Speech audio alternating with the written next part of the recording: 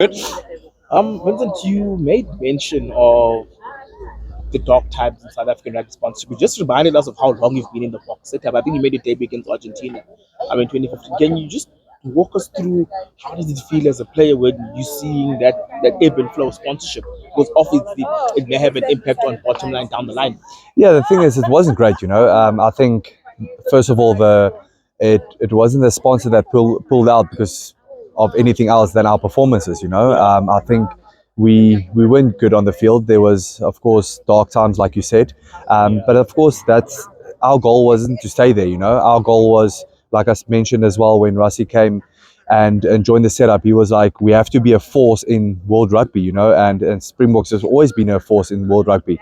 And he completely changed everything for us. And of course, like I said, through hard work and dedication and sacrifice and stuff like that, we managed to get out of that hole. And I always rephrase and say, I wish the people or some of the boys that I played with back in 2015 or 16, 17, can actually be part of the setup now, just to see how great it can be, and for us to see sponsors, someone like Vodacom, of course, get on board now as well. It just feels like people are seeing what we managed to do over the last few years and backing us as well, and putting their name on the Springbok jersey or behind the Springboks is for us as players just an unbelievable experience, and just to see that they're backing what we do.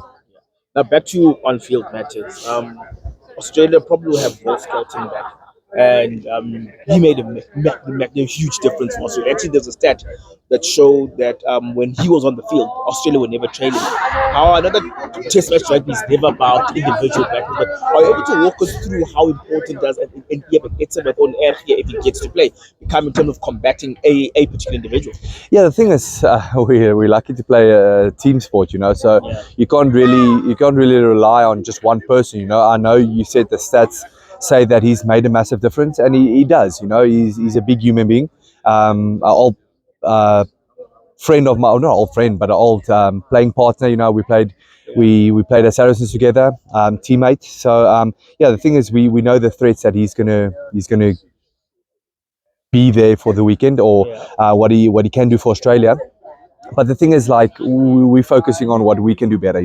I think the 4 games we played in June, July, there was some fix-ups, and we more focus on how can we be the fierce team that we want to be. So for us, we know the individual is there. But in the end of the day, we have to be, as a team, we have to be stronger and better, and whatever he brings, we have to be able to fight that and get on top of it.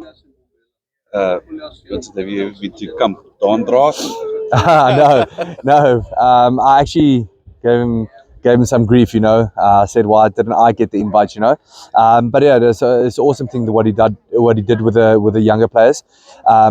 And of course, with Asanati, it's been unbelievable to see Asa grow as a player, to see him work unbelievably hard to actually get to where they want him, to the standards that the box want players to be at, and for Don to take him into his house, to sacrifice his family time. It just shows the character who Coach Don is. He's a guy that loves the game, loves the scrum, of course, and that's why he takes players to his farm. Hopefully, I can get a call up one day, but we'll see. Tell us, Sorry. tell us about Asanati's development. You've obviously scrummed against him. What do you think he's learnt in his? Because now he's been proper with you guys for good.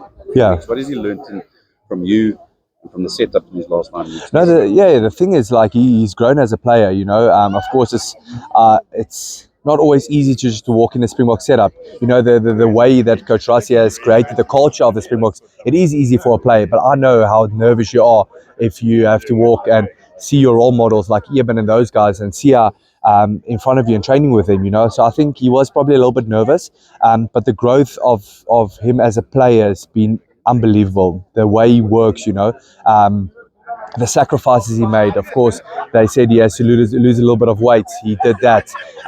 They're working around the field, not walking to places, but running.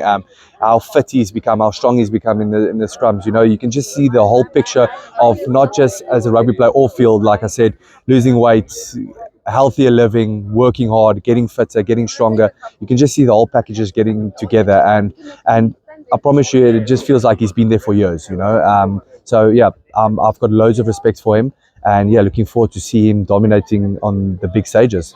Finally, from my side, speaking of sides that takes you to up, down, are you able to walk us through the improvements that Australia have made in the scrum? It was a weak point in the first test, but in the second and third test, it was actually one of their strongest points. Yeah, the thing is, Australia's always been quite an interesting team to scrum against. You know, I've played quite a few games against them, and they always find something to almost get on top. You know, and to see the performance that they had in the last game, I think that Tatupo and Will Skelton, I think that is almost 300 or 400 kilograms there between the two of them, you know. So the thing is, like, they've got the backing of the boys, you know. They've got big boys in there, and they always scrum together as a pack really well. Got a few tricks up their sleeves as well, which always makes it difficult for us as well. But yeah, we know that they're going to be it's going to be a fierce battle up front, but the boys worked unbelievably hard this week, like I said, to fix our what we can fix and to develop our game as well, and especially the scrum with Don. We've worked, like I said, in the last 3 weeks really hard, live scrums, and something that Stephen Kitsoff always says, like, training is way harder than the games, you know, and it has been like that the last 3 weeks. One more question. Altitude. You've played around the country, played up here, played at the coast. The impact of it at this match level, especially against a team like Australia that has quite the not so great record up country. Yeah, the thing is, altitude does make a difference. You know, people can say it doesn't. For a player, it definitely does. You know, your lung starts burning after the 3rd minute in the game. You know, and then you just have to graft out and survive. You know, but yeah, the thing is, of course, it's a test match. People are focused. I think Australia arrived here last Sunday, so they've spent a week here as well, so they would understand what altitude is and how it could affect them. But yeah, we're going to use it in our benefit, you know, as a thing that we could possibly get the upper hand on them as well with the altitude.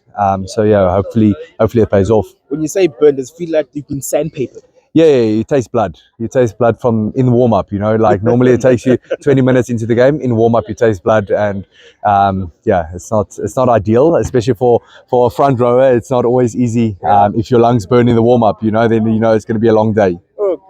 And we are expecting an expensive game from Australia, aren't we? Yeah, the thing is, if you look the way they play, they do like running the ball. They've got a really good backline. I think the 2 centers and the 2 wingers are really good rugby players. Some of them have a league background as well, so they do like running with the ball. So yeah, it's going to be interesting to see how especially the forwards cope throughout the 80 minutes of the game.